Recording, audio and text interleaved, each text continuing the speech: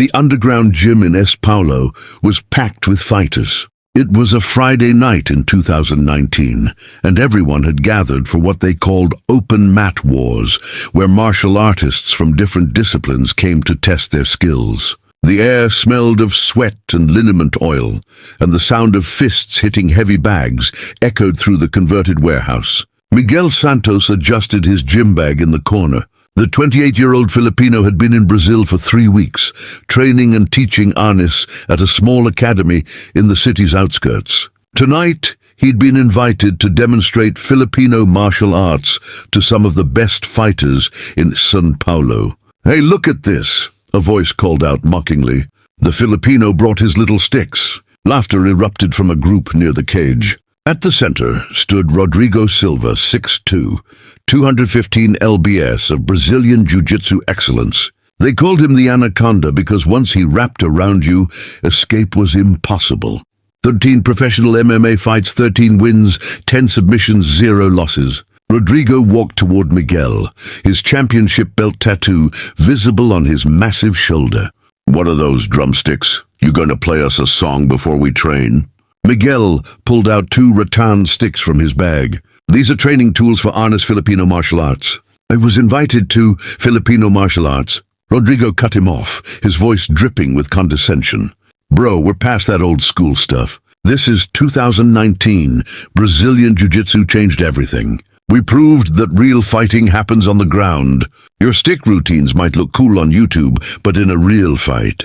He shook his head. "I'd break those sticks in half. Then I'd break you in half." The crowd around them grew. Phones came out. This was the kind of confrontation that made social media gold. Miguel stayed calm. Arnis is more than sticks. The sticks teach principles. Timing, distance, angles. Those same principles work empty-handed. "Empty-handed?" Rodrigo's eyes lit up. "You want to grapple with me?" He turned to the crowd. "This guy wants to test his traditional martial arts against Brazilian Jiu-Jitsu. Who wants to see this?" The gym erupted in cheers. Someone shouted, "Don't kill him too fast, Rodrigo!" Miguel set his sticks down carefully. 3 minutes light sparring. "I'm not here to fight. I'm here to show that different arts have different wisdom." "Wisdom?" Rodrigo laughed, stripping off his shirt to reveal a physique carved from years of elite training. "I'm about to give you a very educational experience." They stepped onto the mats. The size difference was dramatic. Rodrigo looked like he could bench press Miguel. The Brazilian bounced on his toes, completely confident. Miguel stood still, hands loose at his sides, breathing steady. "Someone time this," Rodrigo announced. "I give it 45 seconds before he taps." "A coach, hit the timer. Go!" Rodrigo exploded forward with a blast double leg, a takedown he'd hit successfully on professional fighters dozens of times. His level changed. His arms reached for Miguel's legs, his head aimed for Miguel's hip. What happened next looked like magic to the untrained eye. Miguel's hips rotated. His lead leg swept backward in a perfect arc, while his hands guided Rodrigo's momentum past him. Rodrigo found himself face down on the mat, his takedown attempt completely void. Miguel standing calmly behind him. The gym went quiet. Rodrigo pushed up immediately, face red. Lucky. He reset, this time more cautious. He faked a shot, then threw a combination before shooting again. Miguel's footwork created angles that made Rodrigo's attacks miss by inches. When Rodrigo finally secured a clinch, pulling Miguel in close for a bodylock takedown, Miguel's base felt like trying to uproot a tree. Frustrated, Rodrigo pulled guard, deliberately sitting back to bring the fight to his world, the ground game, where he was unstoppable. As he fell, he pulled Miguel with him, planning to trap him in closed guard and hunt for an armbar or triangle choke. But Miguel didn't fall where Rodrigo expected. He landed perpendicular to Rodrigo's body, his weight distributed in a way that completely negated the closed guard position. When Rodrigo tried to adjust, Miguel's hands were already there. Small, precise movements that destroyed Rodrigo's grips before they formed. Rodrigo tried everything, hip escapes, sweeps, submissions. Nothing worked. It was like trying to submit water.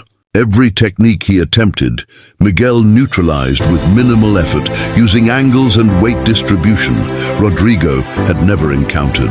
"Time," someone called. Both fighters stood. Rodrigo was breathing hard, a thin sheen of sweat on his forehead. Miguel looked like he'd just finished a light warm-up. The gym was silent now. No more laughter, no more mocking. "Again," Rodrigo said, his voice harder now. "But this time I'm not playing around." Round 2 was more intense. Rodrigo attacked with everything. Double legs, single legs, throws, guard pulls. Miguel flowed through each attempt like he'd seen it coming minutes before it happened. At one point, Rodrigo secured back control, the most dominant position in grappling, where submissions are virtually guaranteed. His arms snaked around Miguel's neck for the rear naked choke. His legs shot for hooks to lock in body control. 3 seconds later, Miguel had escaped completely and reversed position. Rodrigo found himself on his back with Miguel controlling him from top. The gym erupted in shocked whispers. "How the hell did he do that?" someone muttered. Round 2 ended with Rodrigo exhausted and Miguel barely winded. The Brazilian champion stood slowly, staring at Miguel with a mixture of confusion and something that might have been respect. "One more," Rodrigo said quietly. "But this time strikes MMA rules. Let's see if your art works when I can punch your face." Miguel nodded. "If you're sure." Round 3 became a revelation. Rodrigo threw combinations. Sharp jabs, heavy crosses, brutal leg kicks. Miguel's defense wasn't flashy. He didn't do spinning moves or dramatic evasions. Instead, his head moved millimeters at the exact right moment. His hands intercepted punches mid-flight with precise timing that jammed Rodrigo's attacks while simultaneously hitting nerve points in his arms. When Rodrigo threw a massive overhand right, the punch that had knocked out 3 professional opponents, Miguel's forearm met it halfway. The collision made a sharp crack. Rodrigo's hand went numb. Desperate, Rodrigo shot for a takedown. This time, Miguel countered. His knee came up in perfect timing, stopping just an inch from Rodrigo's face, demonstrating the technique without actually landing it. But everyone in the gym knew that in a real fight, that knee would have ended everything. The round ended. Rodrigo stood there, hands on his knees, breathing like he'd just gone 5 rounds with a title contender. Miguel stood calm, composed. "I don't understand," Rodrigo said, looking up. "I've trained my whole life. I've beaten everyone." "How are you doing this?" Miguel walked over and extended his hand. "Because what you train for and what we train for are different. Brazilian Jiu-Jitsu is incredible, maybe the best sport grappling system ever created. But it was developed for competition, for rules, for mats," he continued. "Arnis was developed for survival. 400 years of Filipino warriors fighting Spanish conquistadors, Japanese invaders, tribal warfare. The techniques that survived weren't the ones that looked good in demonstrations. They were the ones that kept people alive when they were outnumbered and outweighed." The crowd had gathered around them now, everyone silent, listening. "The sticks teach us timing and distance," Miguel explained. "But every stick technique has an empty hand application. The same angles, the same principles. You're an amazing fighter, Rodrigo. But you were trained to beat other grapplers. I was trained by people who fought for their lives." There was a long pause. Then Rodrigo did something nobody expected. He bowed. "Teach me." Over the next 6 months, Miguel taught Rodrigo and his entire team. They learned Arnis empty-hand techniques, limb destructions, guntings, counters, how to disrupt grips and break structures. Rodrigo's game transformed completely. In his next professional fight 3 months later, Rodrigo won by submission in the 2nd round, but he set it up using Filipino martial arts trapping techniques that confused his opponent completely. After the victory, he grabbed the microphone. "I want to thank Miguel Santos," he said to the crowd, "a Filipino fighter who taught me that no martial art has a monopoly on truth. I thought I knew everything. He showed me I knew nothing." The video of their original sparring session went viral. 15 million views in 2 weeks. The comments exploded with martial artists worldwide debating and discussing. Rodrigo posted his own response video titled, "The Night a Filipino Fighter Humbled Me," where he explained everything he'd learned.